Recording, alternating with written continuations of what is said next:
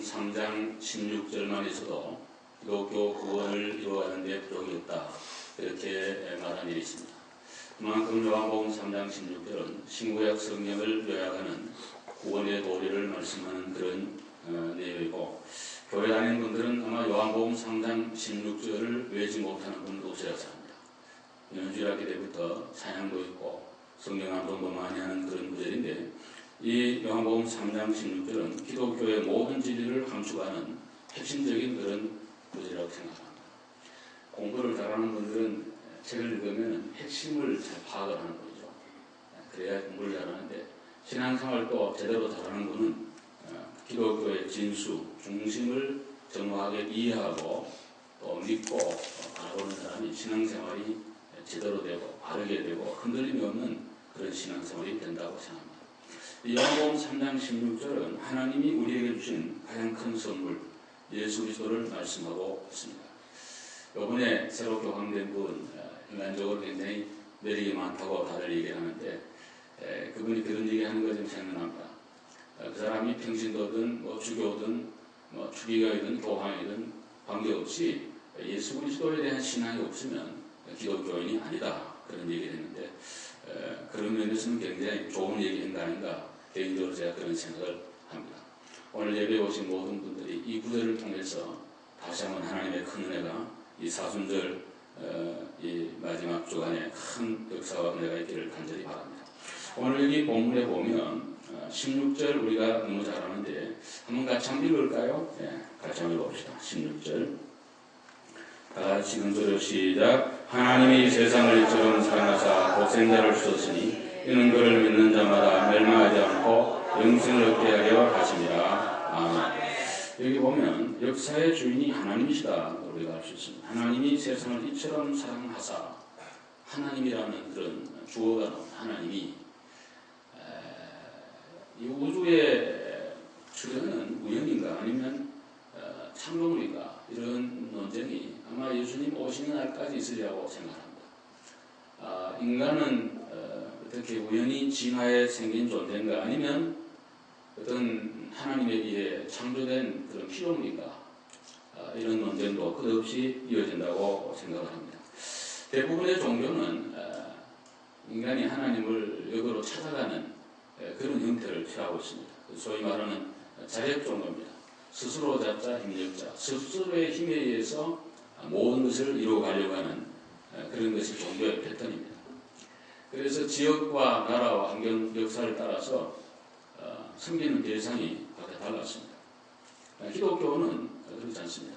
하나님이 계시고 그 하나님이 천지 만물을 창조하고 하나님이 주도권을 갖고 이 땅에 오시고 또 인간을 구원하는 그런 역사를 말씀하는 것이 기독교의 구원이고 기독교의 핵심입니다.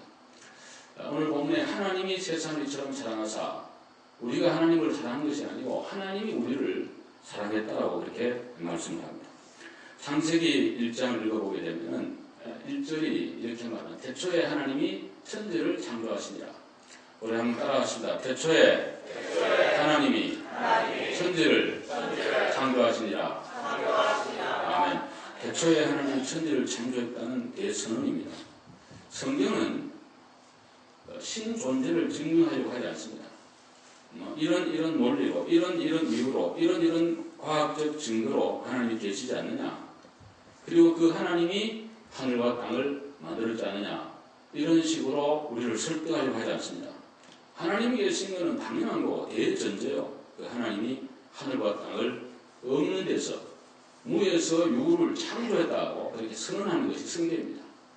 그리고 창세기 1장에 보면 하나님이라는 단어가 제가 어저께 한번 카운트를 해보니까 한 26번 나오더라고요. 숫자에 좀 약해서 정확한지 여러분 세보시기 바랍니다만, 한 장에 하나님이 하는 말이 26번이나 기록해요. 하나님이 가라사대 빛이 있으라, 하나님이 가라사대 하늘과 땅을 짓고 인간을 짓고 모든 주체가 하나님입니다. 오늘 본문에도 하나님이 세상을 이처럼 사랑했다. 역사의 주인은 하나님이시다. 눈에 보이면 인간이 역사를 이끌어가는 것처럼 보이지만, 그러나 제2의 역사, 보이지 아니하는 곳에서 모든 사람의 마음과 삶을 인도해 가시는 분은 우리 하나님이다. 소위 제2의 역사의 주인공은 하나님이시다. 이게 우리 기독교인의 역사관이고 또 특별히 인간 구원을 주도하는 분도 하나님이시다. 내가 구원을 받고 싶다고 구원받는 것 아니고 하나님이 예정하고 선택해서 우리를 불러주시고 예수를 믿도록 감동해 주시고 이 자리까지 오도록 인도해 주신 분은 우리 하나님이신 줄로 믿으시기를 바랍니다. 하나님이 계시고 그 하나님이 모든 구원 역사를 이루어 가고 여러분과 제가 스스로 쟁취한 구원이면은 여러분의 자유의지에 의해서 구원도 포기할 수도 있겠죠. 왜냐하면 여러분이 선택한 거니까. 그러니까 성경은 하나님이 계시고 하나님이 주권을 갖고 여러분과 저를 구원하고 선택해서 불렀기 때문에 우리가 백슬라이딩을 하고 약간 넘어져도 절대로 구원이 없어지지 않는다. 소위 구원의 결인, 구원은 영원하다. 예수를 믿는 믿음은 순간적이 아니고 분명한 믿음, 거듭난 믿음, 하나님께로부터 온 믿음은 그 믿음은 주님 오시는 그날까지 영원하다. 왜? 하나님이 드라이버하니까. 오늘 여러분과 제 구원은 하나님이 주셨고 은혜를 내리워 주셨기 때문에 그 구원은 절대로 환경이나 내 개인의 의지나 감정이나 사건이나 이런 거에 의해서 흔들리고 없어지는 게 아니라 영원히 우리 구원은 반드시 주 안에서 완성될 줄로 믿으시기를 바랍니다. 이것이 우리의 구원관이에요. 아멘입니까? 확실한 이 믿음이 필요해요. 또한 저와 여러분의 삶을 인도해 가시는 분도 하나님이시다. 여러분과 저는 한 생애를 살아갑니다. 원웨이죠. 연습도 안 되고 되돌아길 수도 없습니다. 지난 날을 아무리 후회해도 하나의 쏘은 내 뒷발자취이기 때문에 그건 지울 수도 없고 변경이 안 됩니다. 그건 영원한 거예요. 그리고 앞으로 우리 살아갈 삶이 얼마인지 아는 분은 아무도 없어요. 언젠가는 마지막을 하고 주님을 만나는 일생이라고 하는 짧은 생애를 우리 모두가 살아가는데 중요한 것은 내 생애를 이끌어가는 주체가 내가, 나인가, 아니면 하나님인가 하는 거예요. 성경은 저와 여러분의 생애를 인도하는 분은 하나님이 되셔서 하나님이 우리의 생애를 인도해 간다는 사실입니다. 겉으로 보면 내가 내 생애를 계획하고 생각하고 마음대로 하고 하는 것처럼 보이지만 그러나 내 뜻과 관계없이 지나온 날들을 종합해 보면 하나님이 하나하나 다 걸음마다 인도해 주신 것을 우리는 고백할 수밖에 없다고 하는 사실입니다. 잠언 16장 말씀 우리 너무 잘 아는 말씀입니다. 9절에 사람이 마음으로 자기의 길을 계획할지라도 그 걸음을 인도하는 자는 여호와시니라. 너 행사를 여호와께 맡기라. 그리하면 너의 경배하는 것이 이루어지리라. 그렇게 성경이 말씀을 하셨습니다. 여러분과 제가 많은 계획을 하지만 걸음걸음마다 인도하는 분은 우리 하나님이 계셔서 그 하나님이 우리를 인도해 가신다는 이 확고한 믿음이 있을 때 좋을 때도 좋은 건 하나님의 은혜고 어려운 거는 또 하나님이 함께 해주셔서 능히 들고 나갈 수 있도록 힘을 주시고 그런 믿음으로 우리의 삶에 언제나 승리함이 있게 될 줄로 믿습니다. 그러므로 우리는 오늘 또 내 생애를 인도하는 분이 하나님이심을 믿어야 됩니다. 그런 고백을 해야 됩니다. 지나온 길을 인도해 주신 하나님, 지금도 미래도 하나님이 인도해 주실 것을 여러분 마음에 확신하시고 우리 하나님 앞에 맡기고 의지하고 믿음으로 걸어가야 될 줄로 그렇게 생각을 합니다. 창세기 35장에 보면 야곱이라는 분이 지난 날을 고백을 하는데 3절에 내 환난 날에 내게 응답하시며 내가 가는 길에서 나와 함께 하신 하나님이라. 저는 야곱의 생애 얘기하는 것을 좋아하는 사람 중에 하나인데 야곱은 굉장히 내성적이고 어머니의 품을 떠나지 않는 그런 사람이에요. 그러나 자기 성격이나 생각과는 관계없이 그런 멀리 격지 생활을 오래 했습니다. 그래서 삼점대에서 20년이요, 또 수꽃에서 10년이요, 30년에 긴 타향살이를 하게 됩니다. 화단이 많았죠. 어려움이 참 많았죠. 여러 가지 고통스러운 일들이 많이 있었습니다. 그러나 그는 지나온 날을 회고하면서 이런 고백을 합니다. 내 환난 날에 내게 응답하시며 내가 가는 길에서 나와 함께 하신 하나님이라. 그런 고백을 합니다. 내 환난 날에 내게 응답하시며 내가 가는 길에서 나와 함께 하신 하나님. 내가 가는 길에서 나와 함께 하신 하나님. 여러분이 지금까지 살아온 길에 하나님이 함께 하셨음을 믿으시면 아멘 합시다. 또 앞으로 살아가는 길에 하나님이 함께 해주실 줄로 믿습니다. 그러므로 우리의 생애는 일생 동안 하나님이 함께하는 그런 생애예요. 오늘도 지금도 하나님 운행하시고 다스리시고 함께하시는 하나님이신 줄로 믿습니다. 그 다음에 오늘 본문에 보시면 중반절에 이런 말 나옵니다. 하나님이 세상을 이처럼 사랑하사 독생자를 주었으니 이는 그를 믿는 자마다 멸망하지 않고 영생을 얻게 하려 하십니다. 독생자를 주었으니 세상을 사랑하사 독생자를 주었다고 그렇게 말씀합니다. 우리가 믿는 하나님은 사랑이시요 그래서 독생자를 주신 것입니다. 기독교는 사랑의 종교예요. 특별히 세상이란 말은 코스모스라. 이거는 헬라인이나 유대인이나 모든 전체 인간들을 가리키는 말로 표현을 했어요.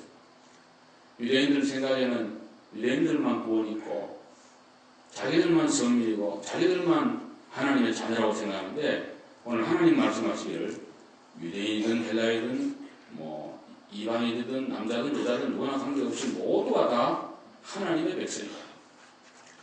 하나님의 자녀로 될 수 있는 가능성을 다 열어두고 우리에게 말씀하는데 또 우리에게 말씀하시기를 사랑하셨다. 이 사랑이라는 말은 아가페예요. 한번 따라합시다. 하나님의 사랑. 하나님의 사랑을 얘기하고 아가페를 얘기하고 있어요. 우리 교회가 아가페인데 아가페에 걸맞는 이름에 걸맞는 삶을 살아야 되는데 헬라인들은 사랑을 여러 가지로 얘기를 했습니다.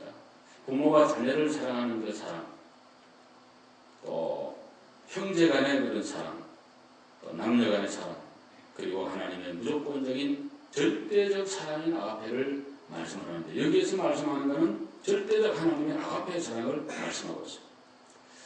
인간의 도덕성이 하나님이 계심을 가장 증명하는 가장 중요한 하나의 증명이 됩니다. 인간의 도덕성은 하나님의 형상이기 때문에 가능한 것, 교육으로 되는 거 아니고 태어나면서부터 그런 마음을 갖게 되는 것은 우리 마음속에 하나님 형상이기 때문이다. 혈연 관계로 맺어진 것은 부정하려야 부정할 수 없습니다. 여러분의 부모가 여러분 마음이 100% 안 들어도 부모님이에요, 어머니. 또 자녀들이 뭐 여러 가지로 제대로 좀 못한 것 해도 여러분의 자녀는 영원히 여러분의 자녀. 형제도 마찬가지입니다. 또한 이익 공동체에 속해서 우리는 많이 살아갑니다. 회사를 다니는 분들 월급을 받고 하니까 거기 가서 일하는 거지. 그렇지 않으면 그 회사 가서 일할 사람이 아무도 없겠죠. 그런 이익 공동체는 이익이 끊어지면 다 해산이에요. 혈연 공동체는 부정하든 부정하지 않든 혈연 공동체는 어찌됐든 남아있습니다. 그리스도와 우리와의 관계는 혈연 공동체를 뛰어넘는 하나님의 큰 사랑의 발로 의해서 그리스도를 언약으로 해서 우리에게 주어진 거기 때문에 이건 환경과 또 무슨 내 기분과 감정과 뭐 믿음이 좀 있다 없다, 오늘은 기분이 좋고 성령이 충만하다, 오늘은 좀 기분이 안 좋다, 이런 것과 관계없이 하나님의 사랑은 언제나 우리 가운데 부어지고 함께하고 역사된다는 그런 말씀이에요. 특별히 하나님 우리를 사랑하사 독생자를 주었다 그러는데 독생자는 모노게네스라 그러는데 외아들 얘기예요. 예수 그리스도는 하나님의 본체요 또 하나님 자신이면서 영원한 하나님의 외아들입니다. 우리 인간을 이해하기 어렵죠. 좀 삼일체 교리를 이해할 수 있는 인간이 없어요. 세 인격이 한 본체 안에 거한다. 그러면 좀 이상한 괴물인가 이렇게 생각하는 분도 있을 수 있고요. 또 양태론적 삼일체를 이해해가지고 하나님이 구약에는 하나님으로 신약에는 예수님으로 오늘은 성령님으로 온 거 아니냐, 그 이단입니다. 어떤 분이 집에 가면 아버지요 남편이요, 회사 가면 사장님이요, 교회 오면 집사요 뭐 장로요, 사람은 하나지만 역할에 따라 이름이 다른 것처럼 하나님도 구약의 하나님, 신약의 예수님, 또 성령님 이렇게 달라진 거 아니냐, 소위 말하는 양태론적 삼위일체론인데 그 이단입니다. 하나님의 우리가 믿는 삼위일체는 그런 분이 아니고 인격적으로 독립이 되어 있는 성부 하나님의 인격, 성자 예수님으로서 완전한 인격, 성령 하나님으로서 완전한 이 세 인격이 있고 그분들이 일치하면서 하나가 된다는 우리 머리로 상상이 안 되는 그런 말씀을 성경은 하는데 이건 진리입니다. 오늘 여기 독생자를 주셨다는 말은 예수 그리스도는 영원한 하나님의 아들이면서 또 하나님이시면서 인간의 몸을 입고 오신 우리를 구원하기 위해 오신 예수 그리스도, 그는 구원자로 오셨다는 그런 말씀입니다. 여러분, 많이 있어도 다 아깝지만 하나밖에 없는 건 더 아까운 겁니다. 요즘은 자녀를 다 많이 낳지 않기 때문에 거의 다 외아들이고요. 그렇습니다. 10손가락 깨물어 안 아픈 손가락이 없는데 정말 하나밖에 없다면 더욱 그러하죠. 저도 아들이 하나 있고 딸이 하나 있습니다만 어떤 목사님이 그러더라고요. 김 목사님 아들은 잃어버린 줄로 아시라고 그러는데 저는 내 아들 잃어버렸다고 생각한 적도 없고 잃어버리지도 않을 거고 영원히 내 아들일 겁니다. 또 전 딸이기 때문에 뭐 사회 하나 보면은 또 아들 하나 생긴다 그러는데 어찌됐든 그런 데 생각을 하는데 우리 하나님은 오늘 우리에게 말씀하신 그 독생자 외아들을 우리 위하여 아낌없이 그냥 내어주신 거예요. 옛날에 교회 다닐 때 우리 목사님들이 하는 많은 말씀 가운데 어떤 집에 아들이 넷이 있었는데 친척 가운 이웃에서 아들이 없어서 양자를 달라고. 옛날에 양자를 많이 했습니다. 저들 때 보면 양자를 많이 하는데 지금 생각을 해보겠다고. 누워 가만히 생각을 해보니까 큰아들은 우리 집에 가문을 이어가야 되는데 적통인데 큰아들은 절대 줄 수 없다. 둘째는 보니까 머리가 너무 좋아서 내 앞으로 큰 인물이 될 건데 어떻게 남을 주면 안 된다. 셋째, 가능할까?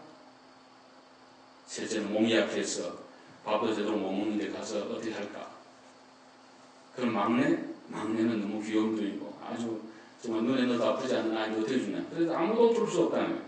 그런 게 우리 인간의 마음인데 오늘 하나님은 저와 여러분을 사랑해서 독생자 외아들을 우리가 정말 죄인 되었을 때 로마서 5장 8절에 보면 죄인일 때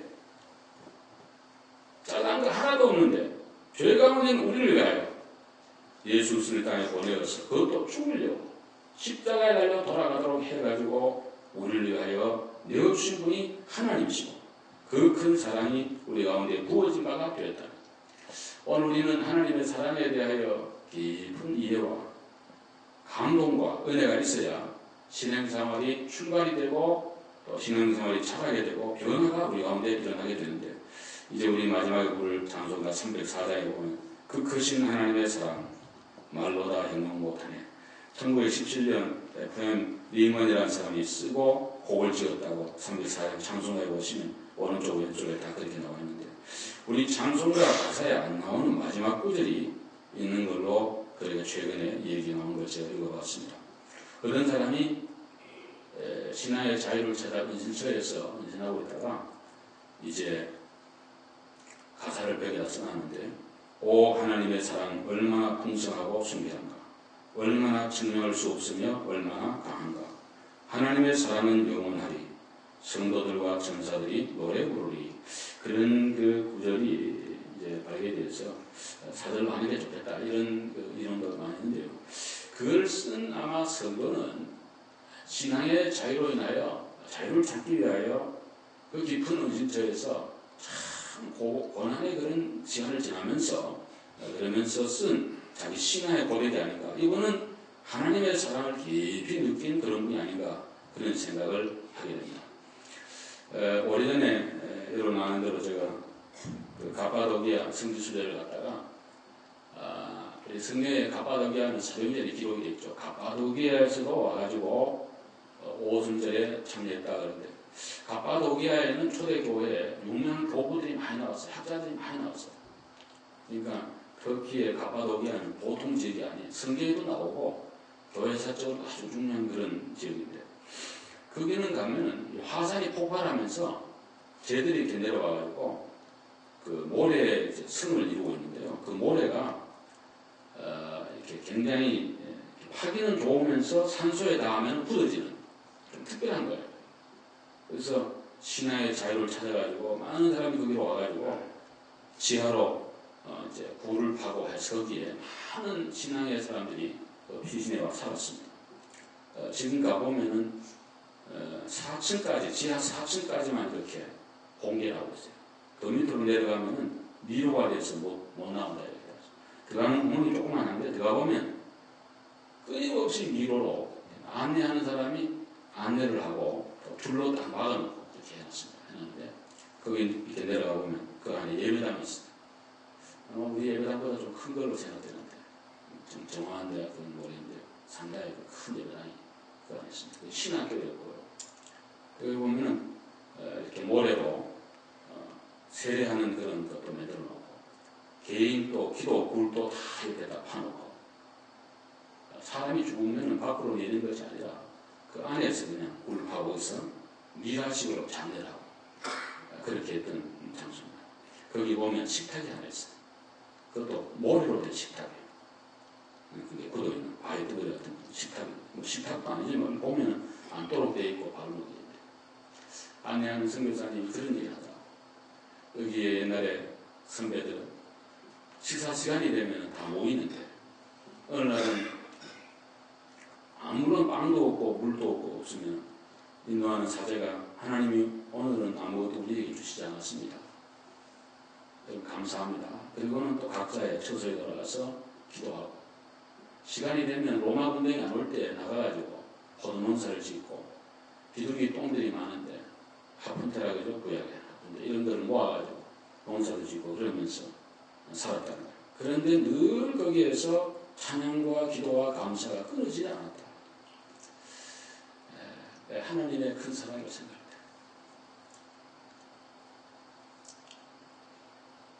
모든 사람이 죄를 범하였으면 하나님의 영광이 이르지 못했다고 말했습니다. 의인은 없나니 하나도 없다고 말했습니다.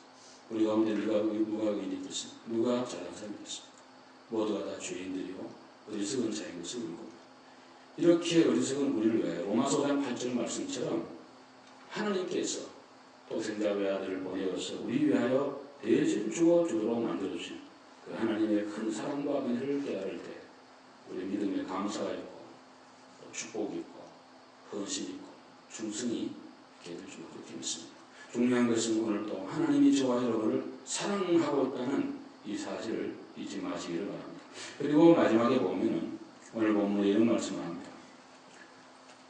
이는 그를 믿는 자마다 멸망하지 않고 영생을 얻게 하려 하십니다. 이는 그를 믿는 자마다 멸망하지 않고 영생을 얻게 하려 하십니다. 여기 잘 보시면 그를 믿는 자마다 중요해요. 한번 따라합시다. 그를 믿는 자마다 그를 믿는 자마다가 중요해요. 믿는 자마다 누구든지 예수를 믿으면 멸망치 않고 구원이 있다. 17절에도 보시면 하나님이 그 아들 세상에 보내신 것은 세상을 심판하려 하심이 아니요 그로 말미암아 세상이 구원을 받게 하려 하심이라. 아멘. 우리를 멸망시키는 거 아니고 구원받도록 하기 위해서 예수 그리스도를 이 땅에 보내어 주셨다고 말씀하고 있습니다. 여러분 예수 그리스도가 이 땅에 오신 것은 역사적인 사건입니다. 그는 누구도 부정하지 않는 사건이에요. 십자가 지시고 부활한 것도 다 알고 믿는 사건이에요. 더 중요한 것은 역사적 사건을 여러분의 개인적인 주관적으로 믿고 받아들여야지 구원이 있다는 거예요. 누가 그러면 예수님 오셨다더라, 십자가 졌다더라, 그걸로 구원받는 거 아닙니다. 믿어야 돼요. 제가 일부에도 그런 얘기를 많이 강조했습니다. 믿는다는 게 뭘까? 여러분 믿는다는 게 뭐예요? 믿는다. 요한복음 1장 12절에 보시면 영접하는 자, 곧 그 이름을 믿는 자들에게는 하나님의 자녀가 되는 권세를 줬다. 믿는다는 말은 영접한다는 말이에요. 사람을 받아준다는 그 뜻이에요. 웰컴하니 손님이 오면 문을 열고 환영을 해야죠. 그래야지 손님으로 간 사람이 편하겠죠. 주부가 특별히 환하게 웃으면서 맞아주면 모든 사람들은 손님들은 편안해합니다. 그렇잖아요. 그런데 예수 그리스도도 오래 그냥 교회 다닌다고 구원이 있는 게 아니고 예수 그리스도를 개인적 인격적으로 받아들이고 믿고 고백하고 환영을 하고 인격적으로 주님을 내 마음속에 받아들여야지 영생이 있고 구원이 있다는 거예요. 오늘 이 시간 다시 한번 여러분 마음의 문을 열고 주님을 받아들이시길 주의 이름으로 축원합니다. 이 받아들임이 필요해요. 우리 마음에 받아들여요. 묵시록 3장 20절에 보시면 이런 말 나와요. 예수님이 문 밖에 서서 두드리는데 누구든지 문을 열면은 주님이 오시고 주님과 함께 먹고 마시는 축복을 받는다는데 그 구절을 해가지고 이렇게 그린 그림이 큰 하나 있죠. 예수님 문 밖에 나갑니다. 잘 보면 손잡이 없어요. 안에서 열어줘야 돼요. 영접을 하죠. 마태 16장 16절에 보시면 주는 그리스도시요 살아계신 하나님의 아들이라 고백할 때에 주님 말씀하시기를 바요나 시몬아 네가 복이 있도다. 이를 알게 한 것은 혈육이 아니요 하늘에 계신 내 아버지라고. 그런 신앙 고백도 내가 하는 게 아니야. 하나님이 하도록 만들었기 때문에 가능하다는 거예요. 여러분과 제가 오늘 여기에 예수를 믿고 자녀로 서 있는 것은 하나님의 큰 은혜인 줄로 믿습니다. 하나님의 큰 축복과 은혜 때문에 가능한 거예요. 믿음이 끝까지 잘 흔들리지 않고 가면 얼마나 좋을까. 베네딕트 16세 전 교황이 그런 말을 했습니다. 은퇴하면서 종종 하나님이 주무시는 것처럼 느낄 때가 있었다. 이사야서에 보시면 하나님은 침묵하시는 하나님. 답답할 때 오셔가 좀 말씀해 주시고 모든 것을 명명백백하게 해주시면 참으로 좋으려면 하나님은 침묵할 때가 많습니다. 그래서 많은 분들이 믿음이 흔들립니다. 그러나 한번 믿는 사람, 제대로 믿은 사람은 흔들림은 있지만 넘어지지는 않습니다. 끝까지 예수를 믿고 구원의 자리에, 영생의 자리에 가도록 하나님이 그렇게 인도해 주신다는 사실입니다. 저는 도종환 시인의 시를 좋아하는 중이었는데 최근에 이런 시를 하고 있습니다. 흔들리지 않고 피는 꽃이 있으랴. 흔들리지 않고 피는 꽃이 어디 있으랴. 이 세상 그 어떤 아름다운 꽃들도 다 흔들리면서 피었나니 흔들리면서 줄기를 곧게 세웠나니 흔들리지 않고 가는 사람이 어디 있으랴. 꽃이 피어나려면 봄바람도 맞아야 되고 비바람도 있어야 되고 흔들리면서 곧게 커가는 것처럼 인간의 삶에도 그런 비바람이 많이 있습니다. 그러면서 우리는 아름다운 꽃을 피우고 열매를 맺고 살아가는 것이 인생이고 신앙생활도 항상 좋고 성취하고 기분 좋고 좋은 일만 있는 게 아니라 어려운 일들이 많이 있어요. 그러나 신앙의 사람은 그런 걸로 인하여 흔들리고 또 마음이 해이해지고 마음이 닫혀지고 어두워지고 그러면 안 됩니다. 우리는 끝까지 주님을 믿고 영생의 축복을 누리게 되기를 주의 이름으로 축원합니다. 영생의 은혜가 우리 가운데 있는 것입니다. 하늘의 별처럼 많고 해변가의 모래처럼 많은 인생 중에 내가 예수 믿고 하나님 자녀되어 주님의 은총 속에 산다는 것은 너무나 놀라운 일이 아닐 수 없습니다. 그래서 나는 감격합니다. 감사합니다. 고맙습니다. 그래서 헌신하고 충성한 것입니다. 왜냐하면 주님의 사랑이, 주님의 은총이, 주님의 선택이 너무나 고마울 따름이기 때문입니다. 오늘 예배 오신 여러분들, 하나님의 사랑이 파도와 같이 이슬배와 같이 축복의 장마배와 같이 여러분 속에 충만하게 되기를 주님의 이름으로 축원합니다. 기도하겠습니다. 자비로 오신 하나님 감사합니다. 오늘 주신 말씀처럼 하나님의 사랑이 우리 가운데 충만케 하여 주시옵소서. 예수님의 이름으로 기도 올려옵나이다. 아멘.